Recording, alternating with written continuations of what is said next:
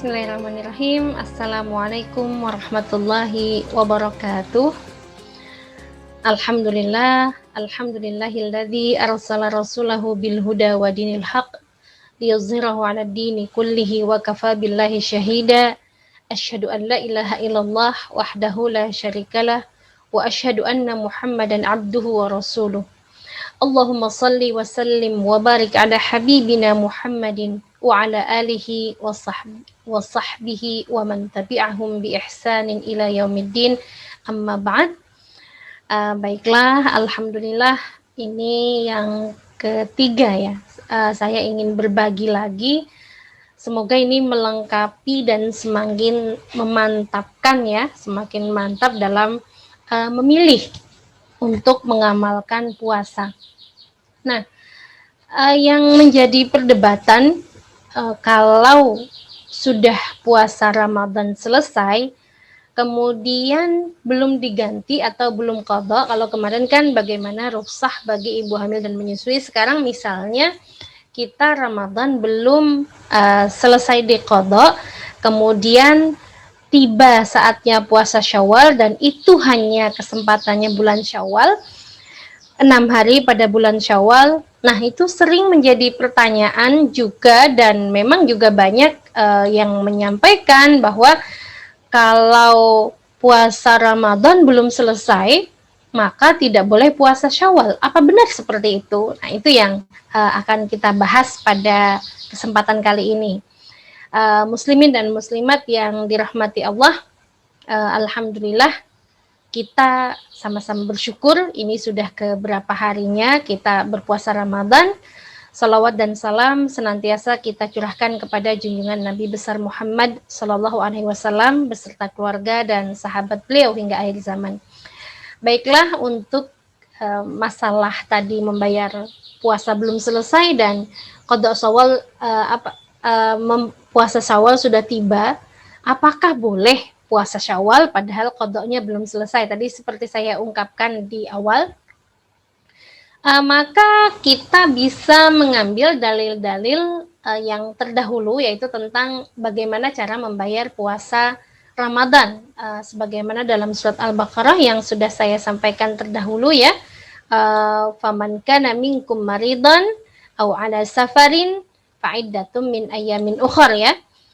Barang siapa tidak bisa berpuasa pada hari-hari tertentu pada bulan puasa begitu, karena sakit atau karena perjalanan, maka dia mengganti di hari lain. Nah, kata kuncinya di sini adalah mengganti di hari lain. Ini juga sudah kemarin kita jelaskan, kata kuncinya berarti mengganti di hari lain itu tidak terbatas harus tahun itu saja, tapi juga boleh tahun lain. Berarti ini memberi tahun lain atau maksudnya tahun sesudahnya. Berarti ini memberikan kelonggaran bagi orang yang membayar puasa. Kapan dia bisa membayar, maka dia boleh mengganti pada saat itu, dan tentu tidak berlaku double. Itu yang pertama, kata kunci yang kita ambil, bahwa puasa itu boleh mengganti di hari lain dan tidak harus Syawal. Nah, kan berarti bisa diambil seperti itu. Kalau harus puasa Syawal dulu, berarti kan harus Syawal selesai. Nah, ini Al-Baqarah 184 ini bisa menjadi arahan buat kita. Yang pertama tentang apakah kalau kita belum mengqadha Ramadan, kita tidak boleh berpuasa Syawal. Nah, selanjutnya ada dalil berikutnya tentu yang menjelaskan secara khusus tentang puasa Syawal sendiri, sebagaimana sabda Rasulullah Shallallahu Alaihi Wasallam, an Abi Ayyub qala Nabi Sallallahu Alaihi Wasallam, man shoma Ramadana summa atba'ahu sittan min Syawal fadzalika shiyamud dahri, rawahu Muslim wa Tirmidzi wa Ahmad wal lafdzu li Tirmidzi. Artinya dari Abi Ayyub bahwa Rasul bersabda, barang siapa berpuasa Ramadan lalu diikuti atau mengikutkannya dengan 6 hari pada bulan Syawal, maka baginya pahala 1 tahun penuh. Nah, dari kata-kata Ramadan di sini tidak ada kata khusus yang menunjukkan Shoma Ramadana bikamilihi fi dzalika syahri. Misalnya gitu ya, kalau Rasul mau menambahkan pada Ramadan itu juga digantinya dan harus secara sempurna satu Ramadan berpuasa, kemudian diikuti 6 hari bulan Syawal baru mendapat pahala 1 tahun penuh, kan tidak seperti itu. Nah, ini juga menunjukkan bahwa tidak harus Ramadan sudah dipenuhi semuanya baru boleh berpuasa Syawal. Nah, itu kemudian dikuatkan lagi dengan kaidah fikih, ma la yudraku kulluhu la yutraku kulluhu. Kalau tidak bisa mengerjakan semuanya, jangan ditinggalkan semuanya. Nah, kita contohkan saja misalnya nih, kita nggak bisa berzakat karena kemampuan harta kita belum mencapai nisab untuk zakat. Haulnya mungkin iya, tapi nisabnya belum sampai. Apa kemudian kita tidak boleh bersedekah karena kita tidak punya jatah untuk berzakat? Tentu tidak, kan?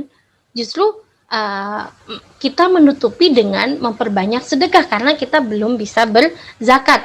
Jangan sampai karena yang wajib belum kita tunaikan dengan sempurna, karena tadi kan harusnya Ramadan misalnya 29 atau 30 hari jatahnya, kita kemudian karena perempuan haid di tengah-tengahnya, lalu kita tidak bisa mengganti langsung, menggantinya mungkin di bulan-bulan seperti riwayat Aisyah itu beliau malah pada bulan Sya'ban mengganti puasanya. Nah, apa kalau kita mengganti di bulan Sya'ban lalu 6 Syawal kita itu menjadi tidak berhak untuk mendapatkan pahala tersebut?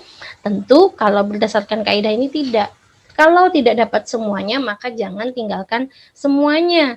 Nah, berarti dengan berbagai dalil tadi, kemudian juga prinsip dasar bahwa ibadah puasa Ramadan itu adalah untuk ibadah kepada Allah, dan kemudian itu memudahkan, tidak memberatkan, kemudian itu juga maslahat dan wasatiyah, seimbang.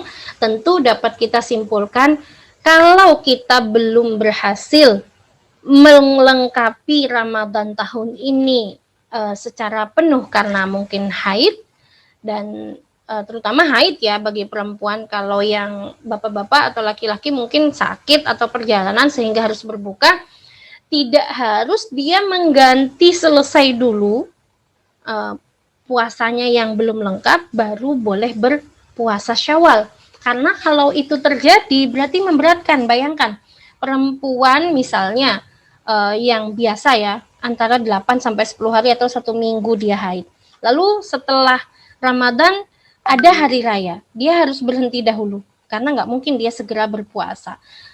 Setelah berpuasa misalnya dia mengejar 7 hari tadi, atau misalnya 8 atau 10 atau bahkan ada yang 15. Karena apa? Karena dia di depan kena, lalu di belakang juga kena, kan jadwal haidnya mungkin bertabrakan dengan awal puasa, biasanya juga kena di akhir puasa. Nah, kemudian nanti di Syawal juga akan bertabrakan, itu dia haid lagi di awal, misalnya menyambung dari yang akhir Ramadan tadi lalu menyambung ke Syawal. Berarti kan dia pertengahan Syawal baru bisa berpuasa. Kalau dia mengejar semuanya harus diselesaikan, qadanya langsung baru bisa sunnah Syawal, itu juga belum tentu kan, itu juga memberatkan dan belum tentu dia bisa atau mampu melaksanakan sepenuhnya.